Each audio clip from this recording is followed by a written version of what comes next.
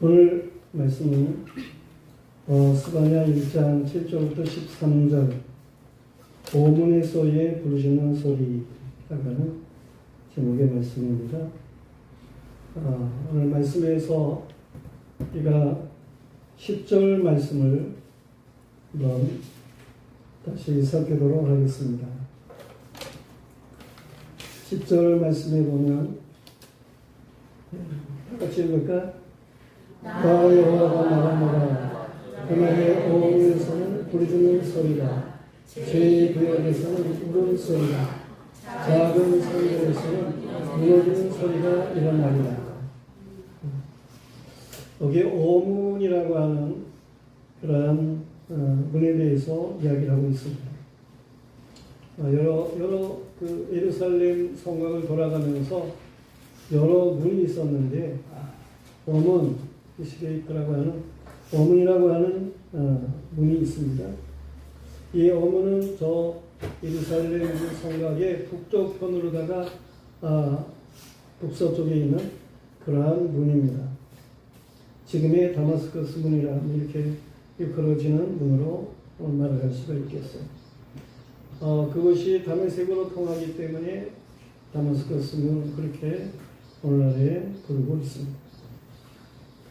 오문에서 부르짖는 소리가 있을 것은 그것이 북쪽에 있는 문이기 때문에 그 북쪽으로부터 어떠한 일이 있을 것에 대해서 말씀을 하는데, 그것은 당시에 저 중동 지역을 제패하는 아수르 나라의 세력들이 이제 저 북쪽 편에 있는 아람 나라를 제압하고, 그리고 북쪽에 있는 이스라엘 나라도 정복하고, 그리고 이제 그 세력이 이 남쪽 유다 나라에 침략을 해 오게 되는데, 바로 유다의 수도가 되는 그 예루살렘 북쪽 편의 문을 통해서 저들의 세력이 침략해 올 것에 대한 그런 내용의 말씀을 말하고 있는 것입니다. 그래서 그 오문 쪽에 거기에 부르짖는 소리가 있겠다고 하는 거예요. 그런가 하면 오문 안쪽으로는 그 예루살렘 제2구역이라고 하는 그 구역이 있습니다. 1구역, 2구역 이렇게 구역을 나누게 되는데, 그 오문 쪽에 제2구역이라고 하는 구역이 있게 되는 거예요. 역대하서 34장 22절 말씀에 보면 그 제2구역에 대한 그런 내용의 말씀이 나오고 있습니다. 한번 같이 읽어보겠습니다. 이에 히르기야와 왕이 보낸 사람들이 여 선자 훌다에게로 나아가니, 그는 아스라의 선자 복하스의 아들로서 예복을 관리하는 살롬의 아내야 예루살렘 둘째 배역에 살았다. 그들이 그에게 이 뜻을 전하니 라고 하는 말씀이 있습니다. 이처럼 그 유다의 요시야 왕 때에 성전을 수리하던 중에 성경책을 발견을 했습니다. 그래서 요시야 왕은 그 성경 말씀을 읽는 것을 들을 때에 자기의 옷을 찢었다 그랬는데, 그 말씀을 이 훌다라고 하는 요 선지자에게 가서 물어보아라, 그렇게 이제 사람들을 시키게 됩니다. 그래서 신하들이 그 훌다가 살고 있는 제2구역으로 가서 물어보게 되는 그런 내용의 말씀이 있는데요. 이 훌다라고 하는 여인은 어떠한 사람이라고 했습니까? 그의 남편이 예복을 관리하는 살룸이라 그랬습니다. 예복을 관리하는 사람의 아내로서의 훌다. 그런 내용의 말씀을 주고 있죠. 그런데 이러한 제2구역에서 역시 울음소리가 있을 것에 대해서 말씀을 하고 있어요. 오문을 통해 가지고 대적이 침략해 들어가서 제2구역부터 이제 멸망시키는 그러한 일들이 있음에 대한 내용의 말씀입니다.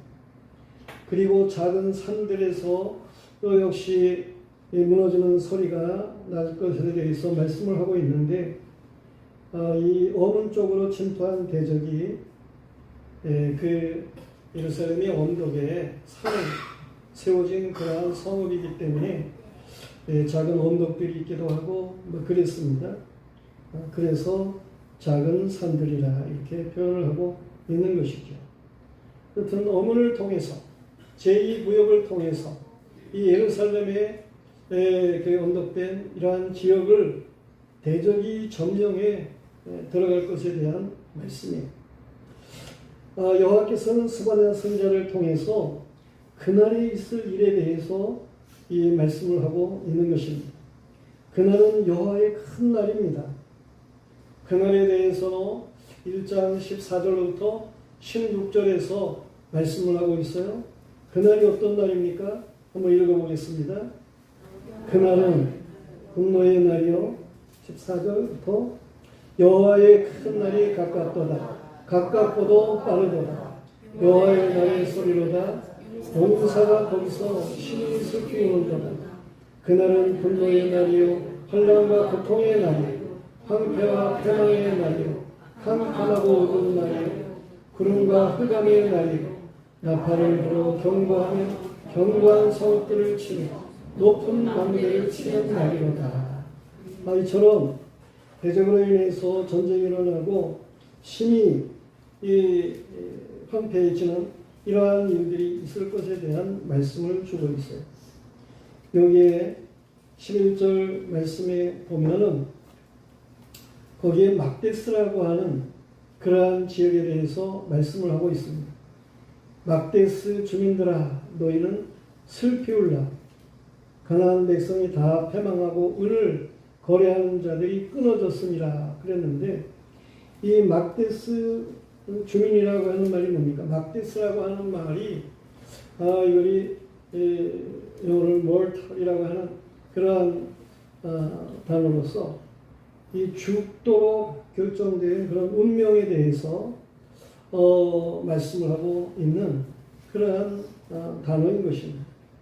그러니까 이 어문을 통해서 제2구역으로 그리고 그 언덕된 그러한 지역으로 대적들이 들어와 가지고 거기에 있는 사람들을 죽게 하는 이러한 일들이 있음에 대한 말씀인 거죠. 이 죽어야 할 운명에 있는 이러한 사람들에게 하나님께서 하시는 말씀이 바로 이 스바냐서의 말씀이죠. 성도들이요. 여호와께서 유다 나라의 중심부인 예루살렘을 대적으로 하여금 치는 날이 있을 것을 말씀하시는데 저들이 그렇게 당하게 되는 죽음을 면하지 못할 그러한 운명의 사람들로서 당하게 될 그 이유가 무엇인가 하는 것을 우리는 말씀을 통해서 깨달아야 하는 것입니다. 첫째로는 이방인의 옷을 입은 자들을 벌하시겠다는 거예요. 스바냐 1장 8절 말씀을 우리가 다시 한번 읽겠습니다. 여호와의 희생의 날에 내가 방백들과 왕자들과 이방인의 옷을 입은 자들을 벌할 것이며 이방인의 옷을 입은 자들을 벌하겠다고 하는 말씀을 주고 있어요. 예루살렘 제2구역이 뭐 하는 곳이라 그랬어요? 그것이 예복을 관리하는 그러한 지역이에요. 아니, 살룸이라고 하는 사람이 예복을 관리하는 사람이었어요. 그 예복이라고 하는 게 어떤 것입니까? 유다 나라이니까 제사장들이 있죠. 제사장들이 입는 그런 예복, 또 레위인들이 입는 그러한 예복, 또 다윗 시대부터 많은 성가대 대원들이 있었는데 그 성가대들이 입는 그러한 예복, 이러한 것을 예복이라 그렇게 말하게 되는 거 아니겠습니까? 또한 여호와를 예배하는 그러한 사람들이 하나님 앞에 나아갈 때에 뭔가 단정하게 입는 그러한 예복을 제조하는 그러한 지역이 바로 예루살렘 제2구역이었다고 하는 거예요. 그런데 저들이 만드는 옷들이 이게 이제 변형을 가지고 오는 그런 일이에요. 이방인의 옷으로 점점 변형이 되는 거예요. 세상은 시대마다 옷들이 유행을 따라가는 그러한 일들이 있습니다. 여호와를 경외하는 자들의 옷도 점점 이방인을 따라 변한 것 같습니다.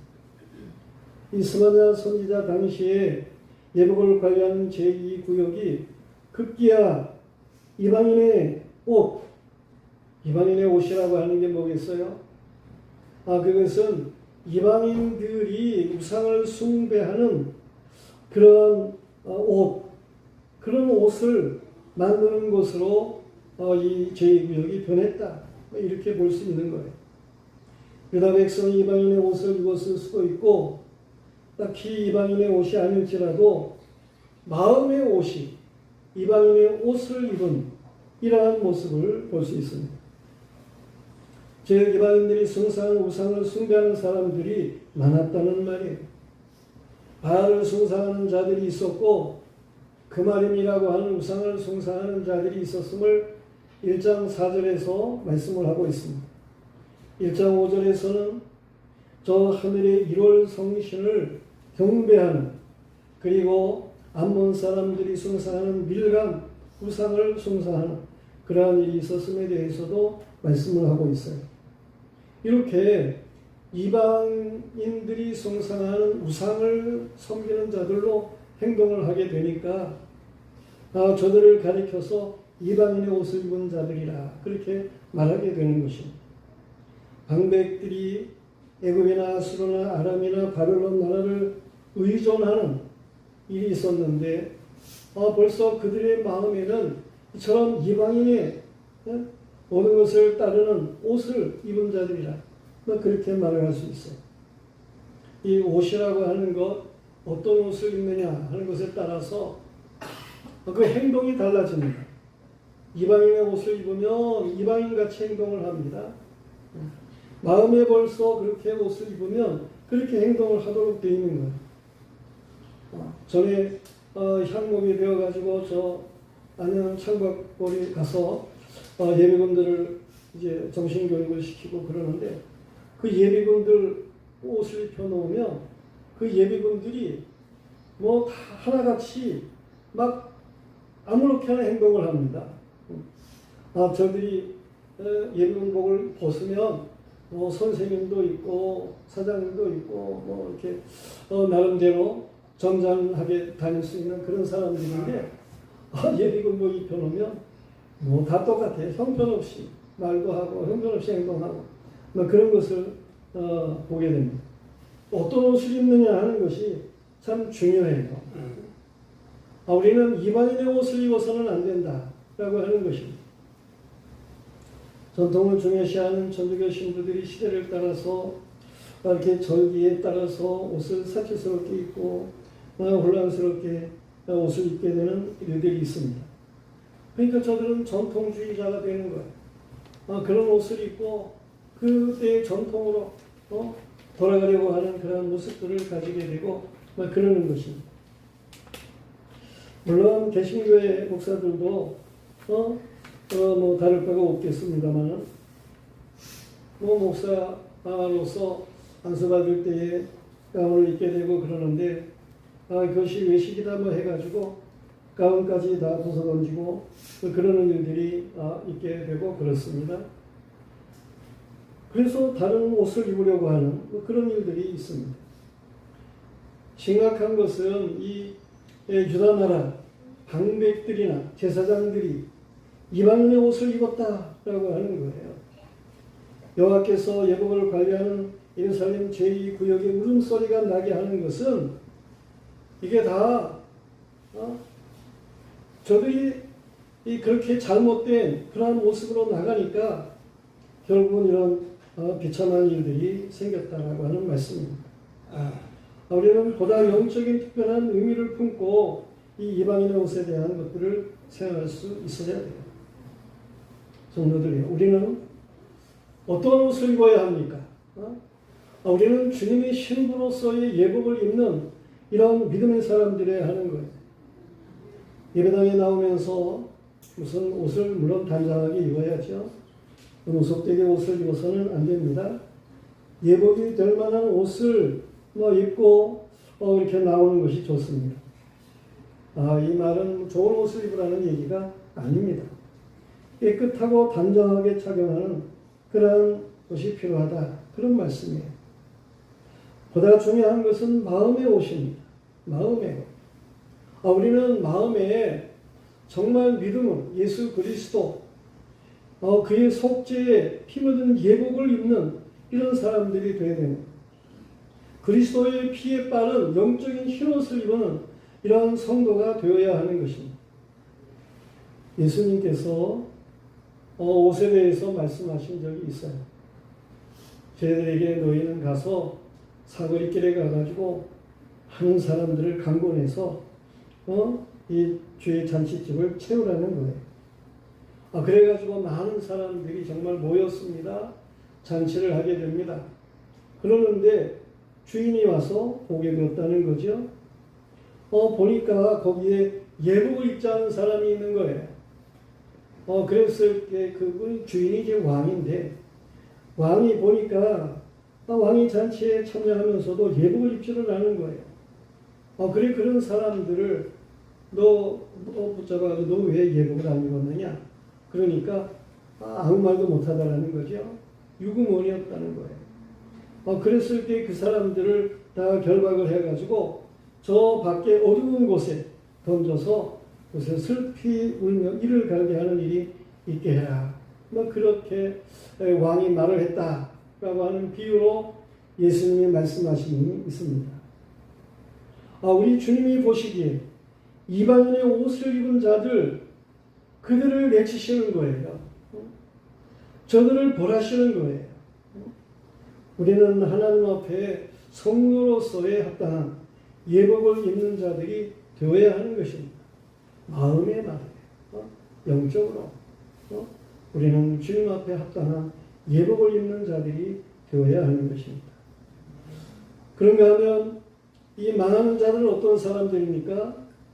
두 번째는 포악과 거짓으로 주인의 집에 채운 자들을 벌하시겠다고 말씀하고 있어요. 그것은 스바냐 1장 9절에 나오는 말씀입니다. 다시 읽겠습니다. 그날에 문턱을 뛰어넘어서 포악과 거짓을 자기 주인의 집에 채운 자들을 내가 벌하리라 그랬어요. 여기 문턱을 뛰어넘는다는 말이 무슨 말입니까? 이것은 멋대로 행동하는 사람을 말하는 거예요. 경건하게 하나님의 집에 들어오는 게 아니고 졸싹거리고 문턱을 뛰어넘는 그러한 경건미가 없는 것을 의미하는 것이죠. 이들은 하나님 의식이 없는 사람들이다. 그런 얘기입니다. 하나님의 집에 들어올 때에 우리는 보다도 정말 하나님 앞에 정숙한 경건한 그런 자세를 가져야 하는 것입니다. 포악과 거짓을 자기 주인의 집에 채운 자들이라고 말을 하고 있는데 이것은 주인 되시는 여호와를 만홀히 여기는 그런 사람들. 이 하나님의 집 주인 되시는 여호와 하나님 그분에게 나오면서 포악을 가지고 나오는 거예요. 거짓을 가지고 나오는 거예요. 이러한 사람들은 결코 하나님이 용서할 수가 없다는 말씀입니다. 포악으로 채우는 자들은 죄인들을 말하는 것입니다. 하나님을 대적하는 죄인으로 살아왔고 아무런 유치나 회개함도 없이 여호와의 집을 들락거리는 그런 사람들을 가리켜서 포악으로 채우는 자들이라 그렇게 말하게 되는 거예요. 하나님의 은혜니 사랑이니 하는 것과는 거리가 먼 사람들이 바로 이 포악으로 채우는 사람들임을 말하고 있는 것입니다. 성전에 나왔지만 세상적인 악영향을 끼치는 사람들, 세상 사람들과 조금도 다를 바가 없는, 그래서 세상을, 이 교회를 어지럽게 하는 사람들 말. 말이 포악해요. 성격이 변하지 않고 포악해요. 이러한 포악으로 주인의 집을 채우는 자들, 그들은 망할 수밖에 없는 것입니다. 예수 그리스도를 보내셔서 우리의 억만 죄악을 계속하신 하나님의 은혜를 모르면서 성전을 들고 나는 사람들은 포악을 가지고 문턱을 뛰어넘는 자들이라고 말하게 되는 거예요. 우리는 정말 하나님 앞에 보다 경건해야 돼. 왜 내가 여기에 나와 있는 것인지 이것을 분명하게 할 수 있어야 됩니다. 말라기서 말씀에 보면 거기에 하나님께서 말씀하시고 또 거기에 질문을 하는 이러한 내용의 말씀들이 이제 나오고 있습니다. 우리가 그 말씀을 좀 한번 살펴보면 말라기 1장 2절로 3절 말씀입니다. 한번 읽어보겠습니다. 여호와께서 이르시되 내가 너희를 사랑하노라 하나 너희는 이르기를 주께서 어떻게 우리를 사랑하셨나이까 하는도다. 나 여호와가 말하노라 에서는 야곱의 형이 아니냐 그러나 내가 야곱을 사랑하였고 에서는 미워하였으니 그의 산들을 황폐하게 하였고 그의 산업을 광야의 이들에게 넘겼느니라. 여호와 하나님이 에서를 버리고 야곱을 사랑하는 것처럼 이 야곱을 사랑하셨어요. 이스라엘 백성은 야곱의 자손이에요. 하나님이 그 백성을 그렇게 사랑하셨어요. 내가 너희를 사랑하였다 라고 말씀을 하셔요. 그런데 유다 백성들 뭐라고 대답을 합니까? 주께서 어떻게 우리를 사랑하셨습니까? 그렇게 반문하는 그러한 일들이 있음을 보게 됩니다. 주의 사랑을 모른다는 거예요. 그런가 하면 말라기 1장 6절로 8절 말씀을 보겠습니다. 읽겠어요? 내 이름을 멸시하는 제사장들아 나 만군의 여호와가 너희에게 이르기를 그들은 그 아버지를 좋은 그 주인을 공경하나니 내가 아버지일진데 나를 공경함이 어디 있느냐 내가 주인일진데 나를 두려움이 어디 있느냐 하나 너희는 이르기를 우리가 어떻게 주의 이름을 멸시하였나이까 하는 거다. 너희가 더러운 떡을 나의 제단에 드리고도 말하기를 우리가 어떻게 주를 더럽게 하였나이까 하는 거다. 이는 너희가 여호와의 식탁은 경멸히 여길 것이라 말하기 때문이야. 만군의 여호와가 이르노라 너희가 눈먼 희생의 제물을 바치는 것이 어찌 악하지 아니하냐 좋은 것 병든 것을 드리는 것이 어찌 악하지 아니하냐 이제 그것을 너희 총독에게 들려보라. 그가 너를 기뻐했으며 너를 받아주겠느냐? 우리가 어떻게 주의 이름을 멸시했습니까? 이렇게 질문하는 사람들이 있습니다. 근데 하나님께서 저들에게 말하죠. 너희가 병든 거, 형편없이 그렇게 된 거, 이런 것들을 재물이라 해가지고 가지고 오고, 그러면서 내 이름을 멸시하지 않았다고 이런 말씀을 하시는 거예요. 우리는 하나님이 받으심직한 그러한 예물을 드려야 되는 거죠.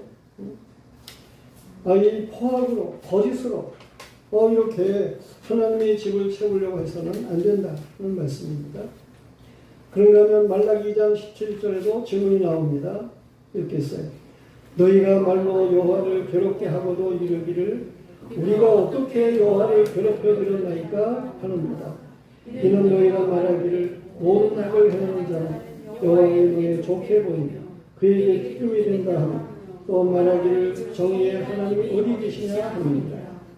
이처럼 하나님을 괴롭히면서 우리가 어떻게 여호와를 괴롭게 했습니까? 이런 질문을 하고 있습니다. 말라기 3장 7절부터 10절까지도 읽어보겠습니다. 만군의 여호와가 이르노라 너희 조상들이 말로부터 너희가 나의 규례를 떠나 지키지 아니하였도다. 그런즉 내게로 돌아오라. 그리하면 나도 너희에게로 돌아가리라 하였더니 너희가 이르기를 우리가 어떻게 하여 돌아가니까 하는도다. 사람이 어찌 하나님의 것을 도둑질하겠느냐. 그러나 너희는 나의 것을 도둑질하고도 말하기를 우리가 어떻게 주의 것을 도둑질하였나이까 하는도다. 이는 곧 실조와 보온물이라 너희 곧 온 나라가 나의 것을 도둑질하였으므로 너희가 저주를 받았느니라. 만군의 여호와가 이르노라 너희 온전한 11조를 창고에 들여 나의 집에 양식이 있게 하고 그것으로 나를 시험하여 내가 하늘문을 열고 너희에게 복을 쌓을 곳이 없도록 붙지 않았나 보라. 우리가 어떻게 돌아가리까? 이런 질문을 하고 있는데 저들이 도둑질이나 하고 그러면서 있으니 돌아갈 수가 없는 거예요. 말라기서 3장 16절, 3장 13절부터 16절까지를 읽어보겠습니다. 거기도 질문이 나옵니다. 여호와가 이르노라 너희가 악한 말로 나를 대적하고도 이르기를 우리가 무슨 말로 주를 대적하였나이까 하는도다.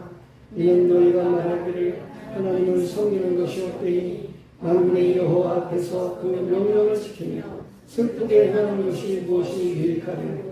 지금 우리는 교만한 자가 복되다 하며 악을 행하는 자가 번성하며 하나님이 시험하는 자를 화를 내는다 하노라 하니라. 그때에 여호와를 경외하는 자들이 피차에 말하니 여호와께서 그것을 분명히 들으시고 여호와를 경외하는 자와 그 이름을 존중히 여기는 자를 위하여 여호와 앞에 기념책에 기록하셨느니라. 우리는 하나님 앞에 질문하고 있는 그러한 질문들을 좀 하나님의 말씀 안에서 바르게 답을 얻고 살아갈 수 있는 믿음의 사람들이 되어야 되는 거예요. 포악으로 거짓으로 하나님의 집을 채우는데 어찌 벌을 안 받을 수가 있겠어요? 성도들이 하나님의 은혜를 알지도 못하고 병든 짐승이나 드리고 교만하여 모두 자기의 것으로 알고 욕심으로 행하며 여호와를 대적하며 사는 자들은 그 이름이 생명책에 기록될 수가 없습니다. 우리는 여호와의 사랑을 알아야 하는 것입니다. 우리는 온전한 제사를 하나님 앞에 드릴 수 있어야 하는 것입니다. 우리는 여호와의 것을 인정할 줄 알아야 하는 것입니다. 우리는 우리의 이름이 생명책에 기록된 이러한 사람들로 살아야 된다 라고 하는 것을 분명하게 하는 믿음의 사람들이어야 하는 것입니다. 과학과 거짓으로는 벌을 받을 수밖에 없습니다. 그런가 하면 오늘 말씀인 세 번째로 벌을 받는 자들의 이유가 뭡니까? 찌꺼기 같이 가라앉은 마음의 사람들을 벌하시겠다는 거예요. 역시 스바냐 1장 12절 말씀 읽겠습니다. 그때 내가 예루살렘에서 찌꺼기 같이 가라앉아서 마음속에 스스로 이르기를 여호와께서는 복도 내리지 아니하시니 화도 내리지 아니하시리라 하는 자를 들끓로 두고야. 이 찌끼같이 가라앉은 마음의 사람들을 벌하시겠다는 거예요. 동 속에 찌꺼기들이 가라앉아 있으면 어떻게 됩니까? 그것이 점점 굳어지기도 하고, 그래서 썩기도 하고, 그렇습니다. 찌꺼기같이 가라앉은 마음은 잘못된 가치관들이나 죄악들로 가득한 마음을 가리켜서 말하는 거예요. 신앙생활을 하면서 복을 받아야 되지 않습니까? 굉장히 복받는 일이고, 잘못하면 화를 당하는데 화를 당하는 일이고, 이 복받는 일이나 화를 당하는 일에 관심이 없는 거예요. 그러한 사람들이 신앙생활을 한다고 하고 있습니다. 이들은 신앙생활에 무감각한 사람들을 가리켜서 말하는 거예요. 그리고는 복을 받을 일을 하지를 못하는 거죠. 화를 당할 그러한 일임에도 불구하고 저들이 정신을 못 차리는 그러한 일들이 있습니다. 교회를 이러쿵저러쿵 비판만 하는 그러한 사람들이 있습니다. 예수님께서는 당시에 이 예수님과 함께하는 이러한 사람들을 비판하는 이러한 사람, 바리새인들, 율법 교사들, 그들을 향해서 예수님이 하시는 말씀이 있어요. 세례요한의 세례를 받지도 않고 그렇다고 예수님에게 와가지고 복음을 드리려고 하지도 않고 이런 사람들, 저들을 향해 예수님이 뭐라고 말씀을 하십니까? 아이들이 장터에 앉아서 서로 불러 이르되 우리가 너희를 향하여 피리를 불어도 너희가 춤추지 않고 우리가 곡을 하여도 너희가 울지 아니했다 함과 같도다. 그렇게 누가복음 7장 18절로부터 35절까지의 말씀의 내용들이 나타나고 있습니다. 예수님이 장터의 아이들을 비유로 말씀을 하시는 거예요. 한 아이가 막 사람이 죽은 것 같이 곡을 하고 그러는 거예요. 그러면 거기 옆에 있는 아이들이 울고 그래야 되는 거 아니겠어요? 따라서 같이 그렇게 해야 되죠. 그걸 해야 되는 거죠. 그렇게 하질 않아요. 그런데 또 이렇게 즐거운 일이 있어 막 춤을 추고 그런 아이가 있으면 아이 같이 해야 되는데 다 각각 자기 멋대로 그렇게 해나는 그런 모습을 예수님이 이제 비유를 들어서 말씀을 하시는 거예요. 그러면 사실은 말씀이 뭡니까? 세례요한이 와가지고 먹지도 않고 포도주도 마시지 않고 떡도 먹지 않고 그러니까 저 세례요한은 귀신이 들렸어. 그렇게 이 바리새인들이 비판을 했다는 거예요. 근데 예수님이 오셔가지고 이제 죄인들과 함께 먹고 마시고 그러니까 또 바리새인들 뭐라고 얘기를 하는 거 아니? 이 예수는 죄인들의 친구야. 이 죄인이야 그러니까 이렇게 이야기를 했다라고 하는 것입니다. 그러니까 이것도 아니고 저것도 아니고 이 바리새인들 저들은 복을 원하는 그러한 일도 없고 또 화단할 것도 알지도 못하는 이러한 사람들로 예수님이 말씀을 하시는 거예요. 이 복과 저주의 중간에 있어가지고 행동하는 그러한 사람들. 저 이스라엘에 가면 그리심산이라고 하는 산이 있어요. 하나님께서는 이스라엘 백성에게 너희가 가나안 땅에 들어가면 이 그리심산에 서가지고 축복을 선포해라 그랬습니다. 그런가 하면 또 에발산이라는 산이 있어요. 아주 돌산이에요. 그런 산에 6지파는 서가지고 거기서 저주를 선포해라 그랬습니다. 그런데 이 그리심산, 축복의 산, 나무가 많아요. 실제로 그렇습니다. 에발산, 저주의 산이에요. 돌산이에요. 나무가 없어요. 그러니까 그 중간지대가 있어요. 이 중간지대가 세겜이라고 하는 지역이에요. 성경에 여러분이 읽어보면 세겜이라고 하는 말이 나오면은요, 틀림없이 그것은 좋지 않은 그런 의미로 말해지고 있습니다. 이 세겜의 지역, 그것과 관계가 지어지는 그러한 일들은 다 망하는 그러한 방향으로 흐르게 되는 것을 볼 수가 있습니다. 무슨 얘기입니까?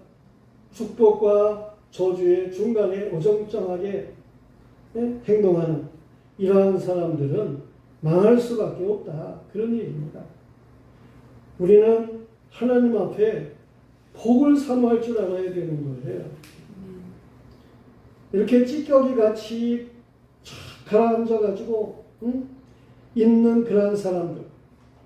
휘둘르질 않으니까 죄악이 없어 보이는 것 같죠? 죄악으로 가득 차 있으면서도 죄악이 없는 것 같이 그렇게 행동하는 이러한 사람들. 찌꺼기같이 가라앉아 있는 마음을 이걸 하나님이 벌하시겠다는 거예요. 우리는 이 가라앉은 찌꺼기를 휘둘러 쏟아내야 하는 것입니다. 저 교회 화장실이 있어요. 그 화장실 밑에 지하 공간이 있습니다. 화장실 물이 이렇게 다 그곳으로 모여요. 탱크가 있어가지고 모여요. 그 탱크에 있는 이 오물이 이제 펌프를 통해 가지고 이 밖으로 정화조로다가 그렇게 넘어가도록 되어 있습니다. 근데 펌프가 고장이 나면은요, 이 오물들이 거기 통에 거기에 가득하게 그냥 찌꺼기가 쌓입니다. 그래가지고 이 펌프가 빨아내지도 못하고 그래가지고 고장이 난 상태로다가 그래 나가게 되면 그러면 거기 오물들이 막 흘러 넘쳐가지고 지하 창고를 가득 채웁니다. 그래가지고 벌써 2번이나 그 지하가 꽉 차가지고 그래서 우리가 많이 수고한 그러한 일들이 있습니다. 이걸 못하가 정상으로 잘 돌아가가지고 말이에요. 그래서 그걸 다 뽑아내서 깨끗하게 그렇게 되어지면 그러면 얼마나 참 여러 가지 환경에 좋고 뭐 그렇습니까? 그와 같이 찌꺼기가 가라앉고 이 동력이 망가지고 말이에요. 그러면 안 된다는 거예요. 그러한 사람들이라고 할 것 같으면은 이들은 벌을 받을 수밖에 없다는 거예요. 우리는 어떻게 해야 됩니까? 마음에 성령의 동력이 필요합니다. 성령의 역사하심. 성령은요, 이게 성령은 어떤 역사를 가져옵니까? 사도행전 1장 8절 말씀에 보면 오직 너희에게 성령이 임하면 너희가 권능을 받고 그리고 예루살렘과 온 유대와 사마리아와 땅 끝까지 이런 내 증인이 되리라 그랬어요. 거기에 그 권능을 받는다라고 하는 말이 이게 성경 원어적으로 헬라어로는 듀나미스라고 하는 단어예요. 이 듀나미스, 다이나믹한 이러한 그 동력 그런 것을 이제 말씀하는 거예요. 우리에게 있어서 이 성령의 역사가 필요해. 그래서 찌꺼기 같은 이런 모든 것들을 다 쏟아내야 되는 것입니다. 정상적인 은혜의 동력으로 죄악의 찌꺼기를 휘둘러 쏟아내는 회개가 필요하다. 그런 얘기입니다. 그러면 유쾌하게 되는 날이 하나님 앞으로부터 우리에게 임하게 되는 거예요. 하나님의 놀라운 은혜가 쏟아지는 복된 역사가 있게 되는 것입니다. 우리는 이 복을 누리며 살아갈 수 있는 하나님의 사람들이 되어야 하는 거예요. 여호와의 날이 있습니다. 1장 15절부터 16절의 말씀을 읽겠습니다. 그날은 분노의 날이요 환난과 고통의 날이요 황폐와 패망의 날이요 캄캄하고 어두운 날이요 구름과 흑암의 날이요 나팔을 불어 경고하며 견고한 성들을 치며 높은 망대를 치는 날이로다. 그랬습니다. 이런 패망하는 날이 있을 것에 대해서 말씀을 하시는 것입니다. 그날에 많은 벌 받을 사람들에 대해서 말씀을 하고 있는 것입니다. 그냥 겁주는 그런 말씀으로 끝나는 겁니까? 그게 아니고 하나님께서는 스바냐라고 하는 사람을 통해서 말씀을 하시는 거예요. 이 스바냐라고 하는 이름의 뜻이 뭡니까? 여호와께서 숨겨둔 자라고 하는 의미의 말씀인 거예요. 그 벌받는 때에도 여호와께서 숨겨둔 자가 있다라고 하는 말씀이에요. 그 여호와께서 숨겨둔 자로 살아야 된다라고 하는 것을 말씀하고자 하시는 것입니다. 스바냐 2장 3절 말씀을 읽겠습니다.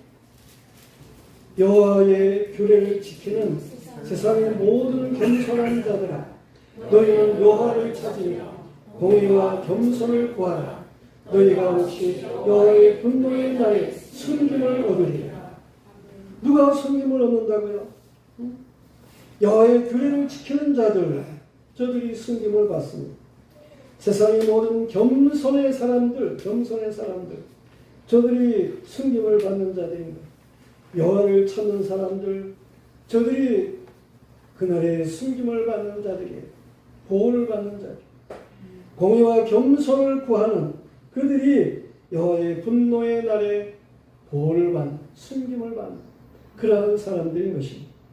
우리는 스바냐를 통해서 말씀하시는 하나님의 말씀을 바르게 깨닫고 그날에 하나님이 보호하시는 순김을 받는 이런 복스러운 믿음의 사람들이기를 축원합니다. 우리 이름이 생명책에 기록되어야 되는 거예요. 생명책에 기록된 사람은 망할 수가 없는 것입니다. 우리는 하나님의 벌을 받지 않는 하나님의 놀라운 은혜에 속하는 이러한 믿음의 사람들이 다 되어야 되겠습니다.